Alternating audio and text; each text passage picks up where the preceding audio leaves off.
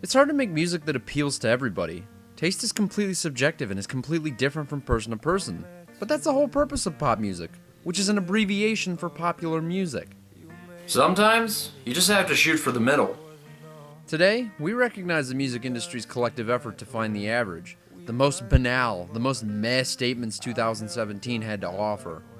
And yes, average is a measurable dimension. The farther we go, the lamer it's gonna get. This list is also completely in the hands of my judgment. There will definitely be songs you have a strong opinion about either way. I am the judge of what can and can't be average.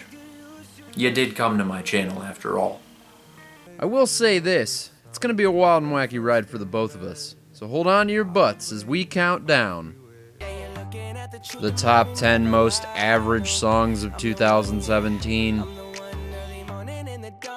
Number 10. Very similar to my worst list, the lowest entry to make the list is pretty low on the average meter. I see it as pretty mediocre, but I stand alone on this one. Man, does everybody love this song. But at the end of the day, it's still just Mendes. Baby, there's nothing holding me back. Well, there's really nothing pushing you forward either. So, Room Elephant out of the way first. This is classified as a good song. In fact, at least single-wise, many have called this his best song. I actually agree with this. I think it's Shawn's best song. It also doesn't really say all that much. Here in South North America, we've had 5 singles total. Started with Stitches, which was pretty much forgotten about. Then he had a duet with Camila Cabello, and that was just as forgotten. This is actually my favorite Mendes song. He's great. Unfortunately, Cabello is just a bit terrible. And Treat You Better, easily the least liked thing he'll ever do, and you can ask anybody. Plus Mercy, which has set bounds from who cares to grr this sucks.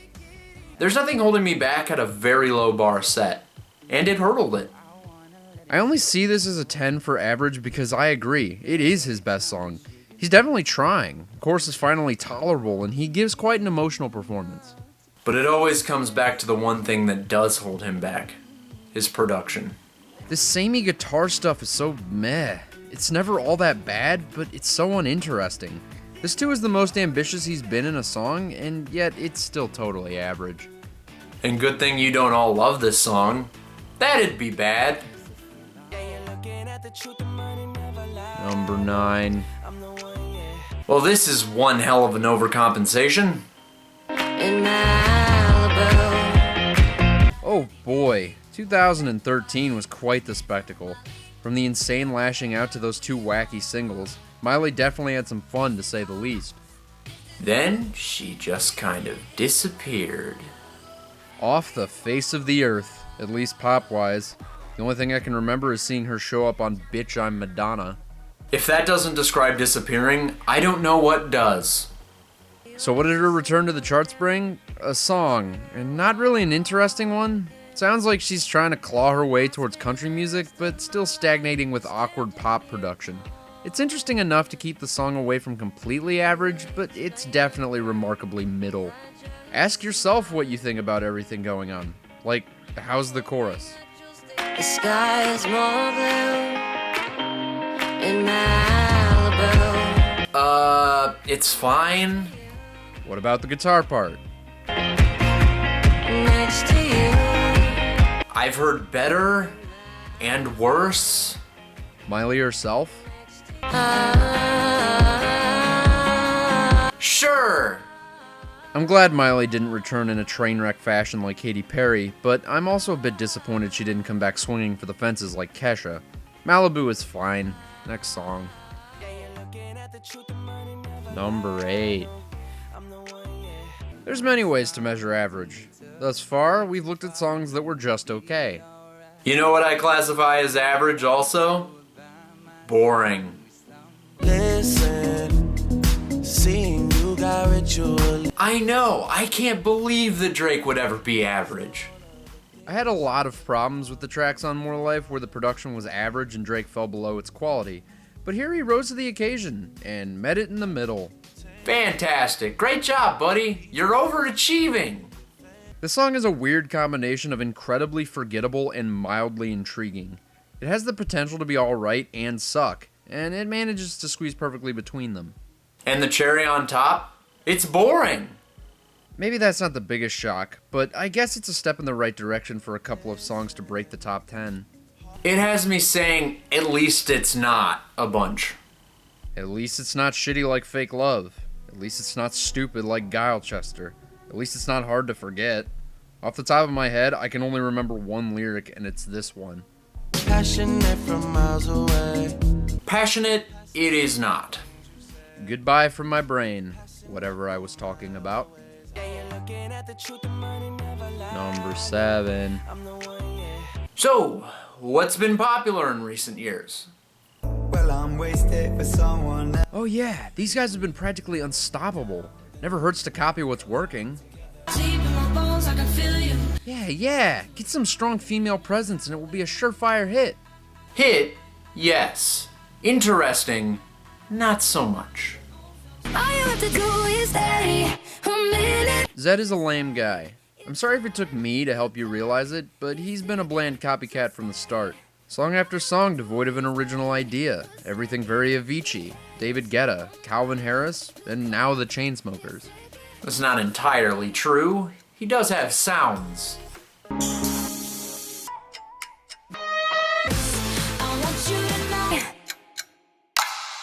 Other than that, he really doesn't do anything noteworthy. Stay is totally fine, but in the vacuous hole of forgettable Zedd songs. At least he got to work with one of the most talented people he'll ever work with. Unfortunately, Alessia isn't given much to work with. She's doing what she can, but all we got was something okay overall. This would honestly be higher on the list, but I actually don't mind this song. While it may be very average, I noticed that I listen to it quite a lot for a song I should be totally indifferent on. Usually when there was nothing good on the radio, it worked as a fine time filler. It's decently upbeat and good for a light head jostle. Good enough to be low, but totally meh enough to be on here. Number 6. The early list was reserved for songs that had something interesting from decent enough production to either me or some other people actually liking those songs. Welcome to the middle of the list, where shit is flat out boring. If the whole world was watching, I'd still dance with you. You know what? Let's not waste any time. Let's bring out number 5, too. Baby, It's not like these songs are that different. Girl, you're swell. I just saved you guys 6 minutes of your lives. Niles, I definitely understand. He did a calculated move. He got his song out as quickly after the 1D break as he could to stay relevant. This bland crap I can accept because he followed it with a much better song. And if you don't agree with that, at least you can recognize it's way more ambitious. Hell, this town could only reach number 20 on the Hot 100, so it didn't do all that much damage. I can't say the same for Perfect, which is about 15 steps backwards for Sheeran. In the last 4 years, Ed made it out of the trap of bare-bones acoustic songs. Even Thinking Out Loud at least had an electric guitar, but Perfect has nothing. It is nothing, which is apparent from its chart run directly to number 1. Wait, that's not how that's supposed to work. Say what you will about everything else that hit number 1 this year, but it all I understand. Perfect was/is number 1 because Ed, and maybe Beyonce. It doesn't matter. It's not like the version with Beyonce is better or worse than the version without her. It is one of the most boring songs to ever stride all the way to the top of the chart, but that's not just it. These songs are here because I have never willingly listened to either of them all the way through. And why would I? They're both incredibly standard and don't do anything new. They both on their own cannot be bad or good, they're just here. And they won't be here for long, so remember them while you can. Number 4. This next entry is actually a remarkable one. Stars aligned with some crazy weird circumstances for an incredibly meh song. First off, it's by a super talented artist. I'm actually astonished she could release something so lame as a single. She's had missteps before, but they were at least interesting.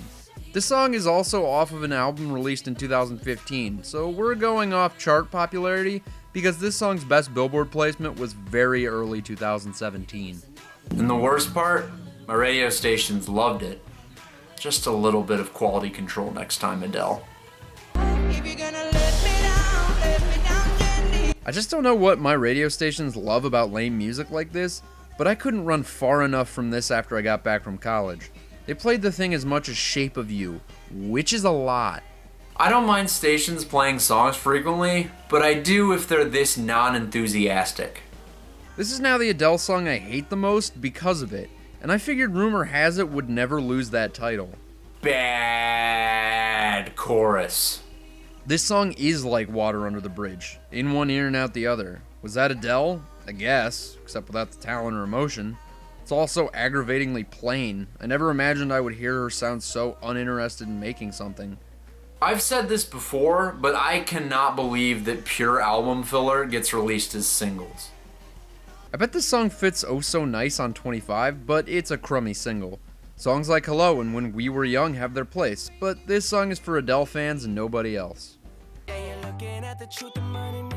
Number 3. Do you know why I made this video? I hate average. This is almost a worst list, at least the top 3. I've always found average frustrating. I want the most out of music, and lacking in effort does nothing for me. The last 3 were boring, but non-offensively so. To make this top 3, you've got to go that extra mile. One piece of advice. Don't ruin my alt-rock station. Because fuck you, Chainsmokers. Don't even pretend for 1 second that this is alt-rock. With Imagine Dragons, I get it. They still resemble rock. The fuck does this song have to do with rock? Coldplay? Yeah, right. More like the Chainsmokers featuring Chris Martin. This song has about as much Coldplay in it as Homecoming by Kanye West. But I hear you asking, what about the guitar solo? What guitar solo? I actually had no idea that was even there until Todd pointed it out, and still I had to listen for it.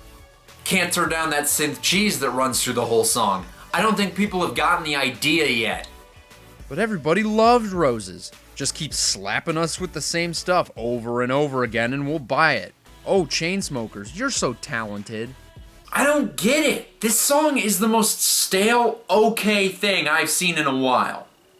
Hearing this thing come on is so draining. It's exhausting to think about. This entire song is just so plain. It's aggravating. And who's King Plain? Coldplay has had an uphill battle for my approval. I had an ex who couldn't get over them, so not only do I find little interest in them, I'm biased to not like them at all. But even if I did, there's nothing here to get me even a little excited.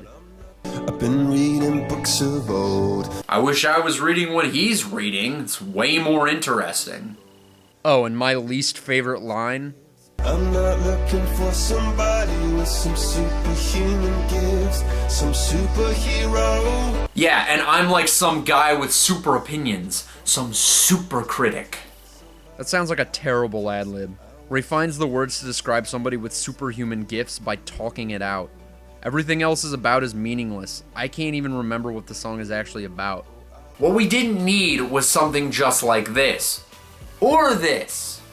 It is a flounderingly whatever song, and now a staple of my alt-rock station, so I'll get to hear it daily until I die. Play yourself out, guitar solo. A little louder. Number 2. And now I feel like we're getting exponentially more average. SJLT may be forgettable, but it's upbeat. That's definitely enough to keep it away from the top of the list, even if I let out an enormous sigh when it comes on. But one song managed to be so pointless and so unbelievably boring, it jumped right from the boring tier to the outright number 2 spot. It is irrelevant. It is past its prime. It is one of the most pathetic singles I have seen in years. Just why? What about us? What about you? Oh, how about this? You're a once potent artist fallen into a hole of pathetic songs trying to desperately hold on to relevance. A very profound and groundbreaking performer turned into your mom trying to sing along to Katy Perry songs on the radio. Instead of aging with grace, everything released recently is an embarrassingly lame failure. Does that answer your question? We don't need more self-empowerment, and if we did, it needs to be way more interesting than this. Like Fight Song, for example. It's terrible, but at least it's an appropriate tempo to be uplifting. At least it's loud enough to carry itself. At least it's about moving forward. There's nothing to What About Us. It's bland as fuck. Pink is uninteresting as fuck. The whole thing is fuck as fuck. In fact, it has the worst lyric from the whole year. Sticks and stones, they may break these bones, but then I'll be ready. Are you ready to get the shit beat out of you? Not sure anybody is, Pink, especially since you've taken a nursery putback and made it about barbaric violence. I don't know about you guys, but I'm ready. That's the only memorable thing about it. Don't give it any more attention and it'll slip out of here. And musicians, stop using stick and stone lines. You sound like uncreative children. You guys check out these mentions. I'm gonna go put these back in the driveway. I'm in love with the shape of you. This song is not average at all. It actively makes people have strong opinions about it. I'm gonna call this average because it splits people dead down the middle. In a brief Twitter query, people split down the middle on what they thought about it. Some were overall positive, some were overall negative, but to my surprise, most were indifferent to the middle. Sounds average enough to me. This song is pretty great, right? Pretty fun groove, nice singing, at least from Fonzie. Yankee is. The problem here is being a clueless American because I have no reason to care about this. It's sad that this genuinely fun dance song has to be pigeonholed with Gangnam Style, but I can't exactly sing along to this. I can't get emotionally invested in the lyrics. I can't even think about the video because it's not even an interesting meme. Thanks to Hulu, this is the only thing I can affiliate with this song. Sorry, Despacio. My 3 years of high school Spanish was a waste. I don't wanna live forever. The song is just bad. Taylor Swift is bored, and Zayn is blah. But every time I tried to get mad at it, I realized I didn't care. There isn't enough bad to merit anger, just enough to ignore it completely. At the end of the day, that's most of pop music.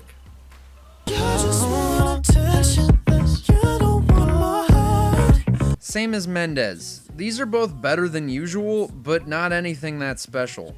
I know many of my colleagues loved Attention, which still sounds to me like he's being pissy. In fact, I kind of hate Attention. If it wasn't for that bass line, it would have been closer to my worst list. That brings us to How Long. How Long is Attention? You can't convince me that these songs are any different. They're Charlie Puth rising to his greatest yet average potential.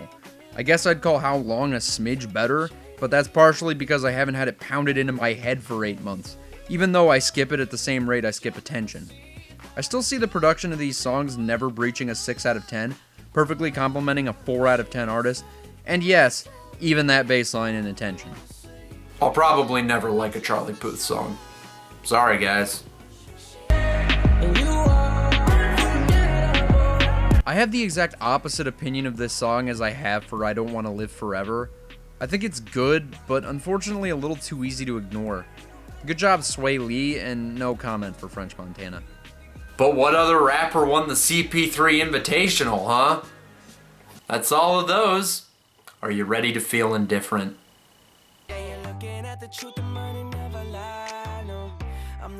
Number 1. Remember how I used to put average stuff on my worst lists? I got enough what the fuck reactions to This Is What I Came For, a song nobody cared about at all last year. You see, I already said I hate average stuff, and I do a lot. Average is nearly a waste of my time. Once a radio station was playing Perfect, and I chose to listen to Believer instead. And fuck Believer. But at least I can make fun of it. Average is just frustrating in all ways. It's frustrating to listen to, frustrating to talk about, frustrating to know exists. What I'm getting at is this song would have made my worst list if I didn't plan to do this video. And I've been mad at this song ever since it came out. And who better to waste our collective times than Adam fucking Levine?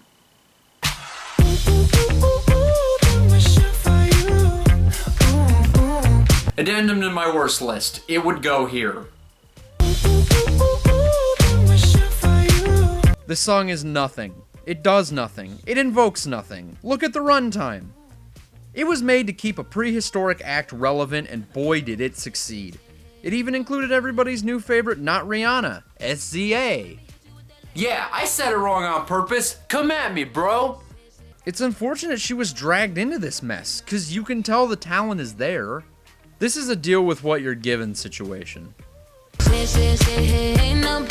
You can't give more effort when singing with Adam. He'd sound even more out of it. She does sound better than he does, just like rating something 2.1 stars is better than something that's 2 stars. She has that extra non-bored factor. Wait, no, gotta stick to the theme of this song. Nothing. Look no further than the lyrics for that particular nothing. Does it really matter what she said there? It could have been anything and it would have fit. But to be fair, that's the precedent set from the beginning. Adam Levine is the generational star we all deserve. His unrefined talent is unmatched by anybody. Check this out. Say, hey, now, baby. Not one word. Excellent. Bravo, sir. Bravo.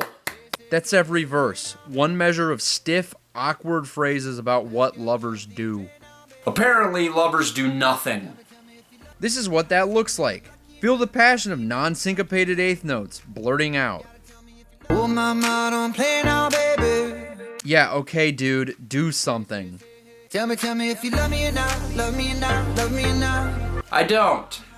At the house on you, am I lucky or not, lucky or not, lucky or not?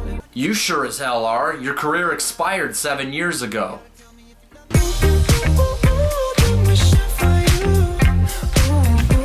Nothing. They do nothing, according to you. He just repeats this shit, and Za repeats it a little better. I guess it is about what lovers do.